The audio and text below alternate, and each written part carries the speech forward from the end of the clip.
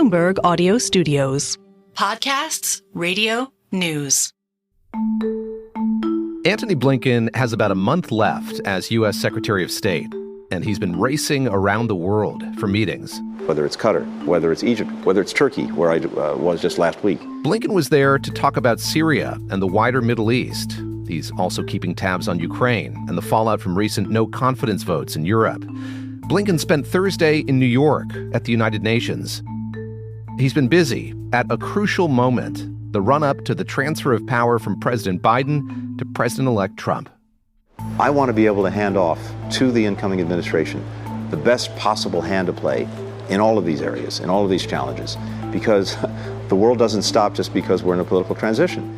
Thursday morning, I sat down with Blinken in Bloomberg's New York headquarters to get the latest news from the Middle East and to have him reflect on his tenure at the State Department and share his outlook. Let's get you that conversation that we promised you. Joining us now with David Gura, the U.S. Secretary of State Antony Blinken. We'll head over to you. Thank you very much, and welcome to our audience on Bloomberg Radio and Bloomberg Television worldwide. Mr. Secretary, thank you very much for being here. Good to be with you.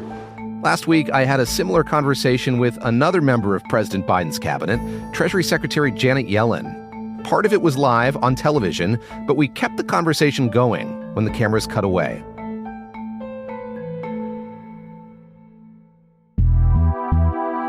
This is The Big Take from Bloomberg News. I'm David Gura. And today on the show, the 71st Secretary of State, Antony Blinken, on what's ahead in the Middle East and Ukraine, and how he's preparing the State Department for new leadership.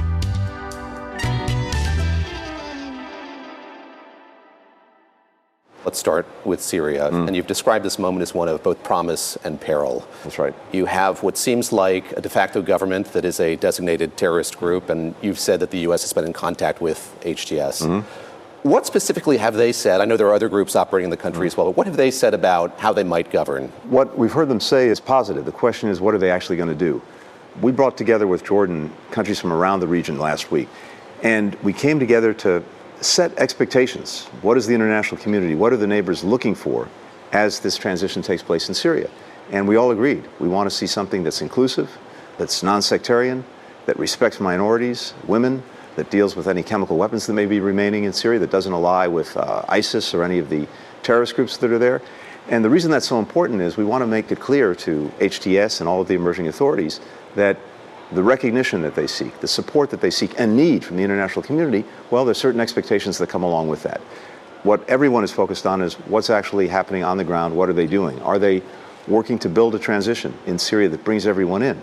If they do that, and if they meet some of these other tests that the international community is looking for them to meet, then I think you can see something very positive. I look at this country that has a lot of sanctions that are residual. A lot of sanctions have been in place for decades on Syria.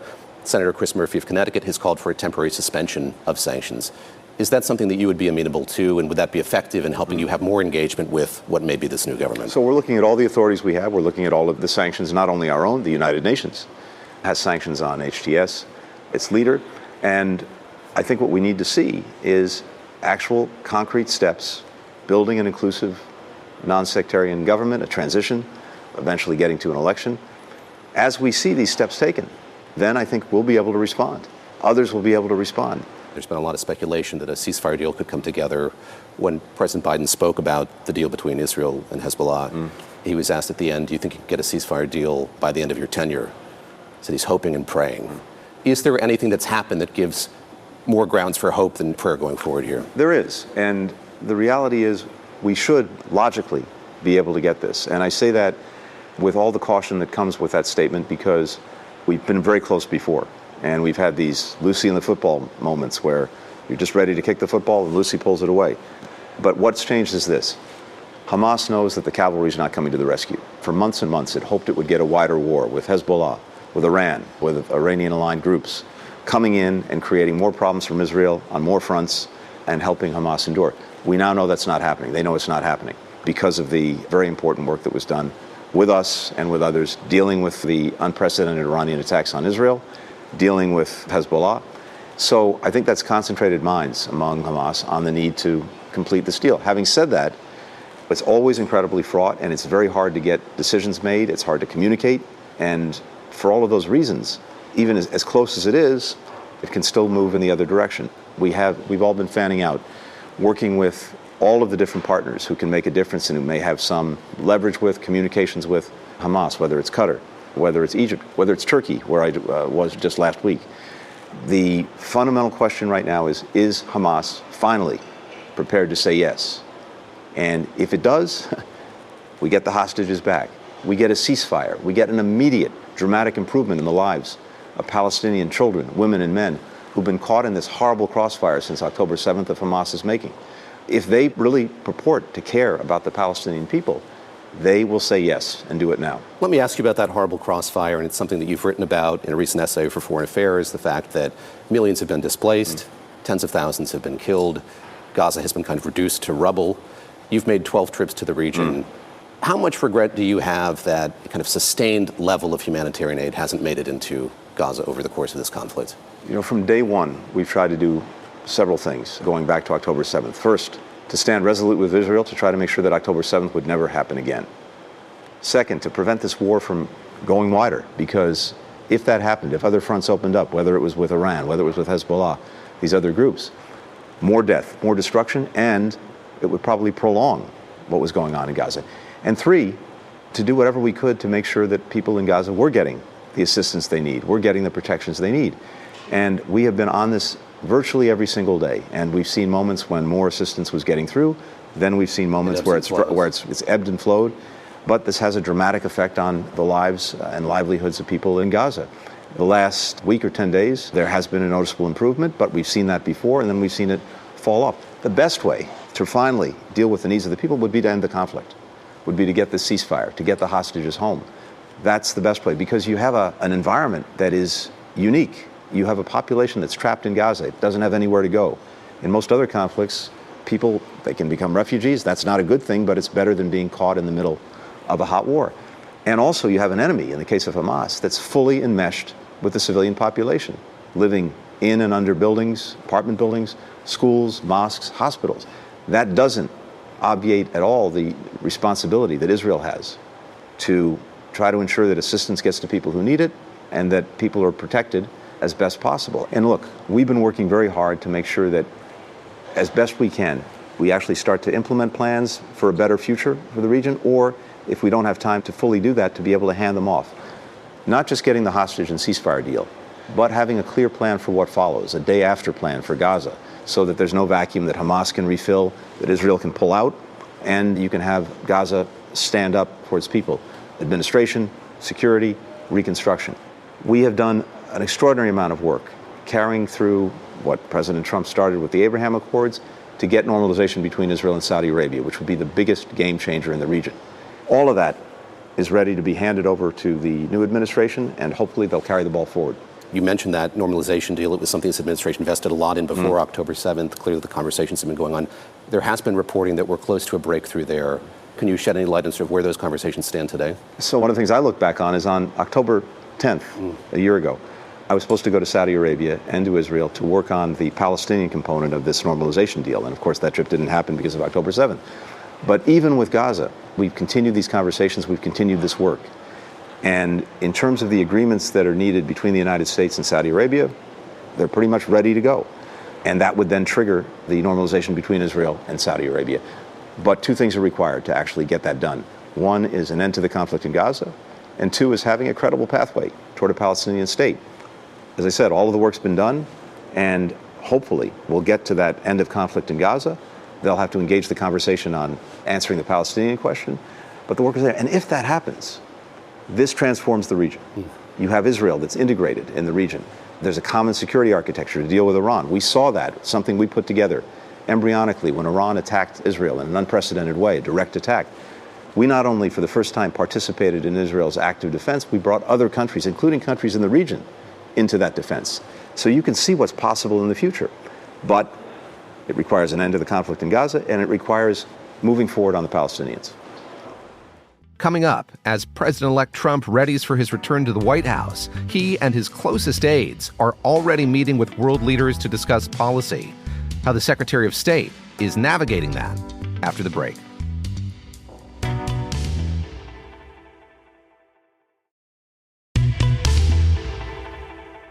On Wednesday, Secretary of State Antony Blinken sat down with Senator Marco Rubio, who is President-elect Trump's pick to succeed Blinken.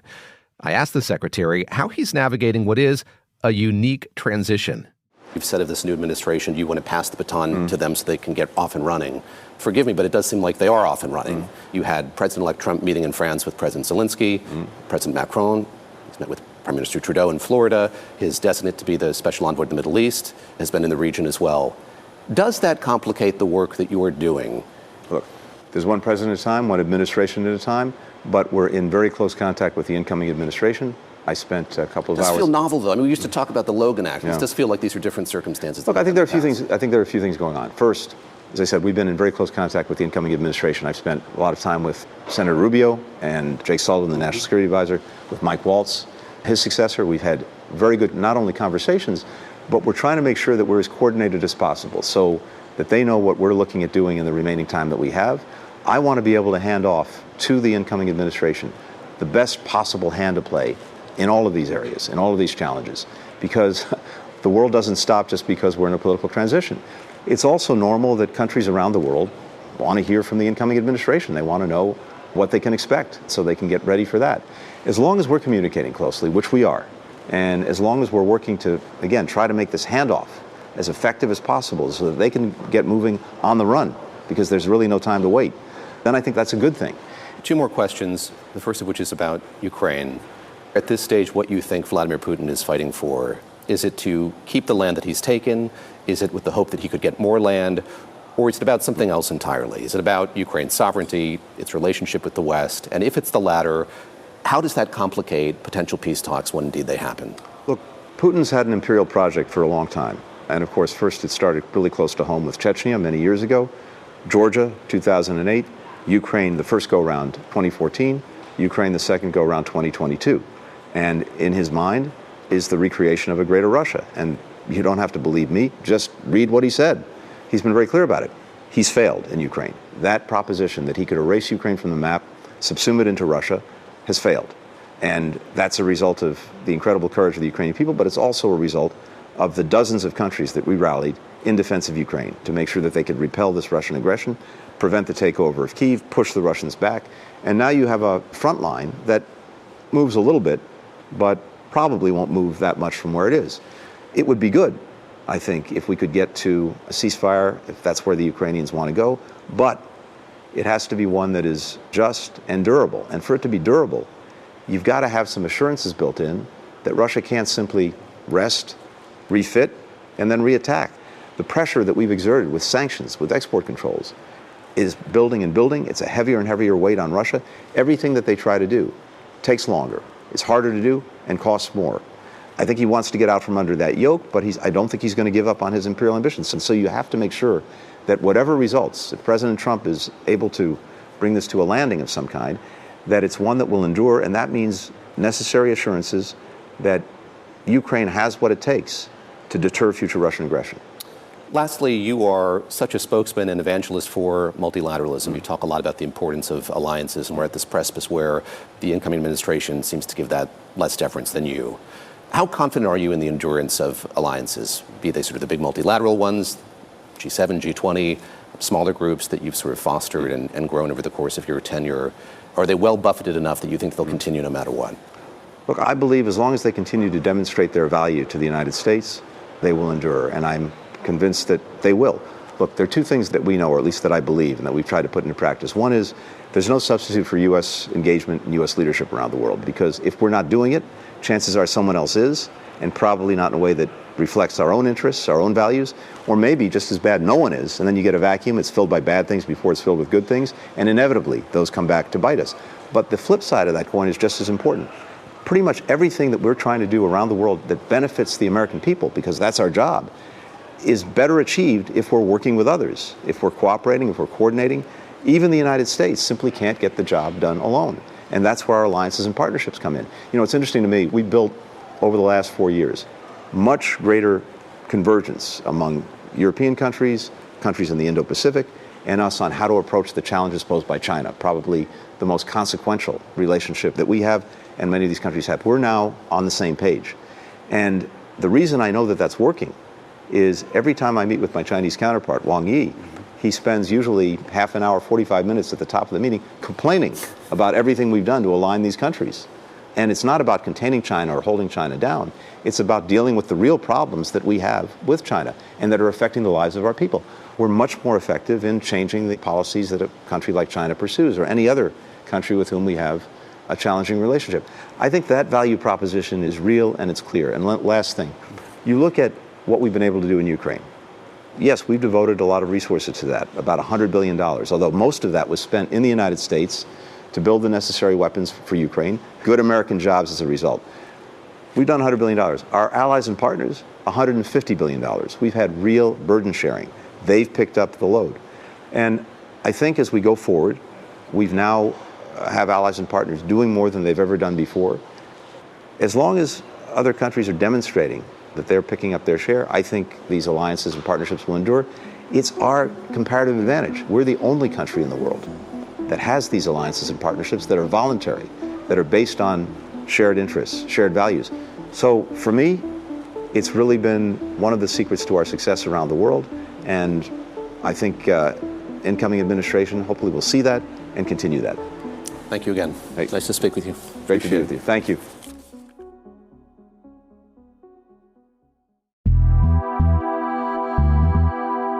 This is The Big Take from Bloomberg News. I'm David Gura with a quick reminder. Tomorrow, we'll release the second episode in our series, The Human Egg Trade, which examines the global fertility industry. Subscribe to The Big Take to get new episodes of our show and of this special series as soon as they're out. Today's episode was produced by Alex Tai. It was edited by Nick Wadhams and our senior producer, Naomi Shavin. It was fact-checked by Adriana Tapia and mixed and sound designed by Alex Segura. Our senior editor is Elizabeth Ponso.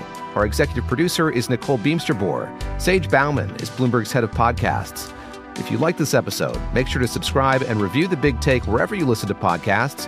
It helps people find the show. Thanks for listening. We'll be back tomorrow.